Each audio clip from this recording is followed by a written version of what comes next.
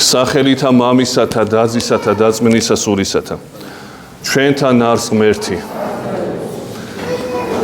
დღევანდელი დღე წოდებული როგორც მეზვერისა და ფარისევლისა თქვენ მოგეხსენებათ რომ არის პირველი მოსამზადებელი კვირა დიდი მარხვისათვის დღევანდელი დღიდან ჩვენ ვიწყებთ ნელ-ნელა თანდათანობით მზადებას იმ დიდი ღვაწლისთვის, რომელიც 49 დღის განმავლობაში იქნება გავლილი ჩვენს მიერ და ეკლესია თანდათანობით გვამზადებს სულიერათაც და ხორციელათაც, ფიზიკურათაც ამ დიდი მოვლენისათვის, რომელსაც აღდგომის დღესასწაული ეწოდება.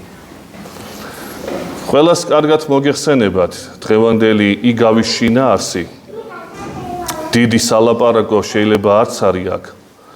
ძალიან ზოგადად რო ვთქვათ, მეზვერისა და ფარისევლის იგავი ძალიან ზოგადი დახასიათებით არის ორ რამეზე.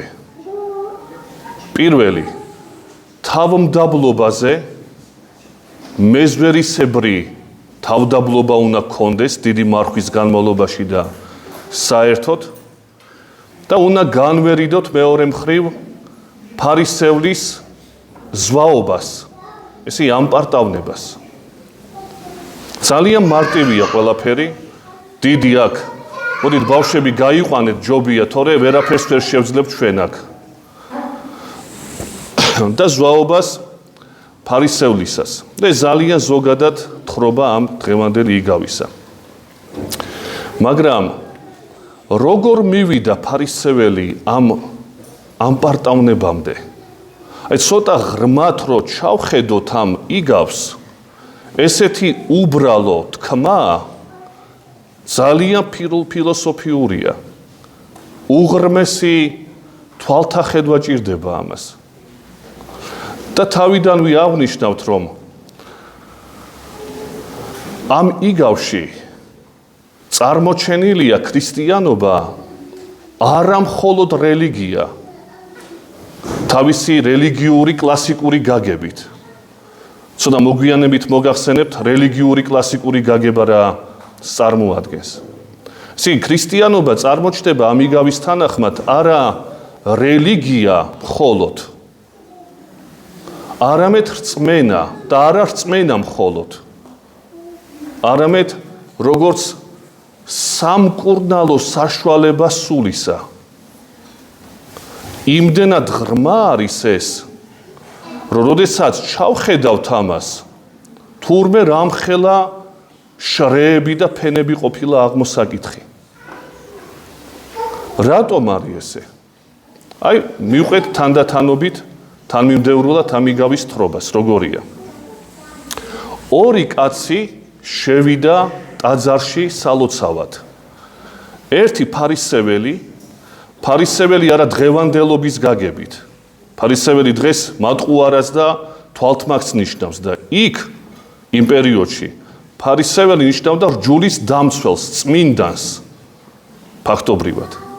ესე იგი, ერთი ფარისეველი და მეორე მეზვერე, მოღალატე თავისი ხალხისა. აი ორი ესეთი კონტრასტული ადამიანი. ერთი წმინდანი, მეორე ცოდვილი. და ამ ფარისეველმა დაიწყო ასეთი ლოცვა. გმადლობ ღმერთო, რომ არა ვარ სხვა ადამიანების მსგავსი. არ ვიპარავ, არ ვარ ცრუ, არ ვარ მემრუშე. ორჯერ ვმარხულობ კვირაში და მიათეც ჩემი შემოსავლი და მწირავ. აი, ძალიან კარგი კაცი. და რო თქვი ჩვენ, რომ აი ქრისტიანობა რელიგიური არ არის, რელიგია არ არის მხოლოდ, არამედ სამკურნალო საშუალებაა, რო თქვით და რწმენაა თქო. რატო თქვით ეს? იმიტომ რომ ყველა რელიგიაში, მათ შორის ჩვენთანაც. აი რო თქვათ, ესეთი კითხვა დავსვათ. რა ფარისეველი რასაც აკეთებს, ცუდს აკეთებს და რო არ მრუშობს ეს ცუდი არის, ჩვენ ვცდილობთ რო არ გავაკეთოთ ეს ყველაფერი. რო არ ღალატობს დაუშვათ მეგობარს ეს რაც ცუდი არის, ან რო არ ცრუობს. ეს ცუდია? ან მტაცებელი რო არ არის, რო ამბობს თვითონ. ესე იგი, რაღაცას რო არ სტაცებს სხვას. ეს ცუდი საქციელია? ან ორჯერ რომ მარხულობს კვირაში. იმათვის იყო ორშაბათი, ხუთშაბათი იმ პერიოდში. ძალიან კარგი საქმეა. და რჯულის თანახმად ძველი აღთქმისა მიათედი უნდა შეეწირა კაცს თავისი შემოსავლიდან და ამასაც ზედმიწევნით ასრულებს. რელიგიური კაცია. კლასიკური გაგებით რელიგიური კაცია. რა არის რელიგიური კაცი, რას ნიშნავს? აი, რას ნიშნავს რელიგიურობა ზოგადად? ნიშნავს იმას, რომ რაღაცა უნდა გააკეთო და რაღაცა არ უნდა გააკეთო. 10 მცნება თუნდა ძველი აღთქმისა. ჩვენს ხო ესე ვცხოვრობთ, რომ რაღაცა უნდა გავაკეთოთ და რაღაცა არ უნდა გავაკეთოთ. ეს ხო ჩვენ რელიგიაშიც არის. და რაღაცოა ეს კაცი, ეს ფარისეველი მტყუანი ამ იგავის თანახმად. რატომ არის ესე? ყველაფერს აკეთებს რელიგიური კანონმდებლობით. მაგრამ მტყუანია. არ არის მართალი კაცი. და რატოა ეს ესე? იმიტომ რომ ღმერთი არის მკურნალი სულთა. და ხორცთა რა თქმა უნდა, მაგრამ სულთა მკურნალია. ამ ფარისეველმა კი გააკეთა ყველაფერი, მაგრამ საშუალება სუნთქვისა და განვითარების აღარ აქვს ამას. ამას გონია, რომ რას გააკეთა და რასაც აკეთებს. ეს არის და ეს. მე რაც მომეთხოვება, იმას ვაკეთებ. დანარჩენი აღარ არის საჭირო. იმ ცოდვებს და ყველა ადამიანი ცოდვილია. ამას ვეღარ ხედავს. და უეჭველად ეკნებოდა რაღაცა ცოდვა. მაგრამ იმას, რასაც აკეთებს, იმას აქცევს ყურადღებას და იმ პატარებს, იმისთვის პატარებს, ყურადღებას აღარ აქცევს. ანუ სხვაგვარად რო ვთქვათ, განვითარება აღარ ხდება ამ ადამიანის, წინსვლა აღარ ხდება. რელიგიური კაცია, მაგრამ ავადმყოფია, ქრისტე ამბობს. სულით ავადმყოფი. განვითარებადი აღარ არის. და რა შექმნა ამ კაცმა? თავის კერპი შექმნა. აი რატო არის ეს მდგომარეობა ფარისევლისა ამ პარტავნებითი მდგომარეობა? თუ ესეთი წესიერია ეს კაცი. რატო ამ პარტავნებითი? საიდან ჩანს მისი ამ პარტავნება? იმიტომ რომ თუ განვითარება აღარ არის საჭირო, ესე მე კმაყოფ თვით კმარი ვარ. რელიგიური გაგებით თვით კმაყოფილი ვარ მე. და თუ თვით კმაყოფილი ვარ, მაშინ კერპი ჩამოვასხი საკუთარი თავისა. შინაგანი კერპი. და თუ კერპი ჩამოვასხი ჩემ თავში, ჩემივე. ესე ჩემი თავის ღმერთი ვარ მე. ღმერთი აღარ მჭირდება. იგავიდან კი ჩვენ ხედავთ, რომ ღმერთს მადლობს იგი. კი, მაგრამ მადლობს არა იმის გამო, რომ გამომიყვანე ჩემი იმ პატარა ცოდვებიდან. იმის გამო, რომ სხვა ადამიანების ნაირი არ არის. ის დაამტკიცო საკუთარი თავის წინაშე რო არის თვით კმაყოფილი. რა კარგი ვარ მე. მორჩა განვითარება აღარ არის საჭირო. მე ვარ, სხვაგვარად რო ვთქვათ, მე ვარ საკუთარი თავის ღმერთი. და თუ მე ვარ საკუთარი თავის ღმერთი და ღმერთი აღარ მჭირდება, ეს ვინ თქვა პირველ რიგში? იმ დაცემულმა ანგელოზმა, რომელიც ეშმაკად გარდაიქმნა. ესე როგორი გენეზისია? ადამიანი წესიერი, თვითკმაყოფილი, გარეგნული თვითკმაყოფილებით შემკობილი, ჩამოასხა საკუთარ თავში კერპი, მას ჩასადამე ღმერთი აღარ ჭირდება, ღმერთი საკუთარი თავისა თვითონ არის და შესაბამისად აი განვითარება ამ ვნებისა, ამიტომაც არის ამ პარტაონება. მე აღარ მჭირდება აღარაფერი, აღარც ღმერთი, მე ისედაც კარგი ვარ. და როცა ჩვენ თქვით თავიდან, რომ მხოლოდ რელიგიური არ არის თქო ქრისტიანობა, ანუ ყოველ შემთხვევაში რელიგია არ არის თავისი კლასიკური გაგებით, რატო თქვით და არის სამკურნალო საშუალება სულისა? იმიტომ რომ რელიგიურობაში, ყველა რელიგიაში, აბსოლუტურად ყველა რელიგიაში, ავიღოთ იუდაიზმი, რაღაცა უნდა გააკეთო, ან არ გააკეთო, თუ სოდვა არ გააკეთო, რაღაც სიკეთე გააკეთო. ამით შემოიფარგლება მთელი რელიგიურობა. მუსლიმანობაშიც ისია. ღორის ხორცი არ უნდა ჭამო, ის უნდა გააკეთო, მორჩა. და ქრისტიანობაში ესე არ არის. ამიტომ თქვით, რომ რელიგია არ არის მხოლოდ ეს. თავისი ფორმით რელიგია, იმიტომ რომ აქაც არის ეს მომენტები, გაკეთება არ გაკეთებისა, მაგრამ აქ არ აჩერდება ქრისტიანობა. ამიტომ ეწოდება მას რწმენითი და უფრო სწორად სამკურნალო სულისა ადამიანი ქრისტიანობაში ღმერთს ემსგავსება თავისი მოწოდებიდან გამომდინარე, თავის სულიერებიდან გამომდინარე. აი რომელ რელიგიაში ნახავთ თქვენ ისეთ თხრობას, როგორიც არის ფარისეველზე თხრობა. არც ერთ რელიგიაში არ არის ეს. პირიქით გეტყვიან, თქვენ სულელები ხომ არა ხართ, რომ ეს კაცი გაამტყუნეთო. ეს ძალიან წესიერი კაცია, რელიგიური კაცია, მაგრამ ღრმა კაცი არ არის.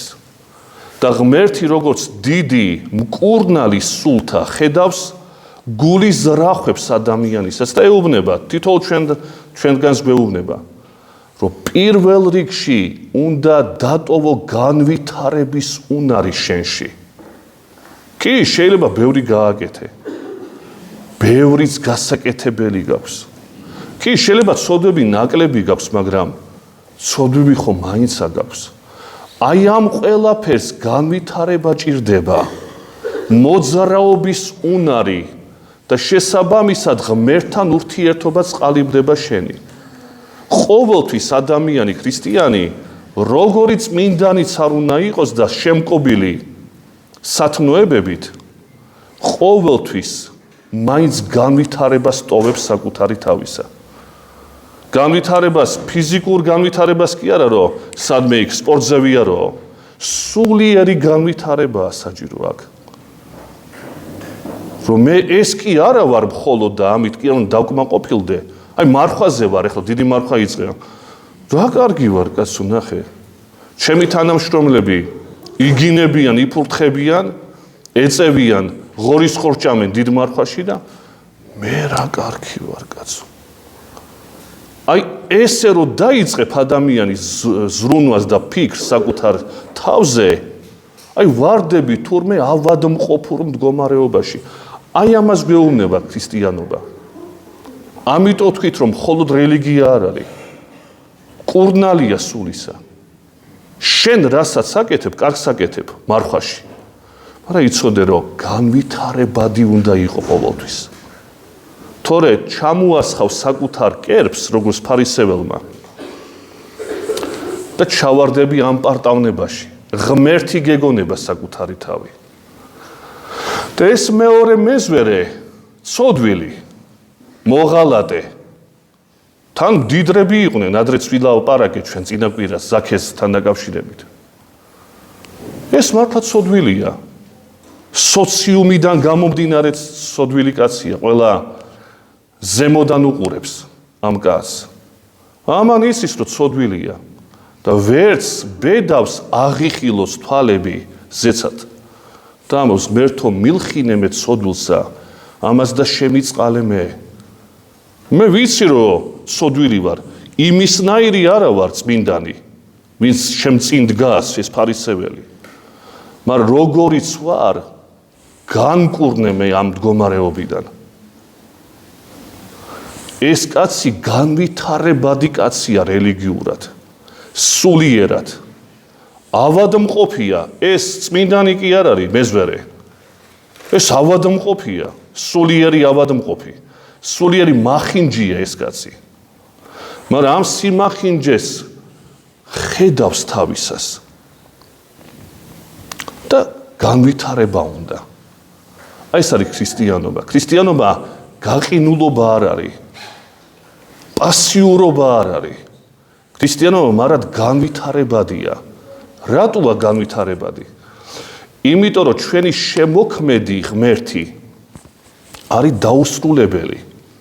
და როგორც არ უნდა განვითარებული იყო კაცი, იმ დაუსაბამო, დაუსრულებელ ქმნილებასთან, ქმნილებასთან კი არა, დაუსაბამო არსებასთან, შენ ქმნილება ვერასოდეს ვერ იქნები ტოლი.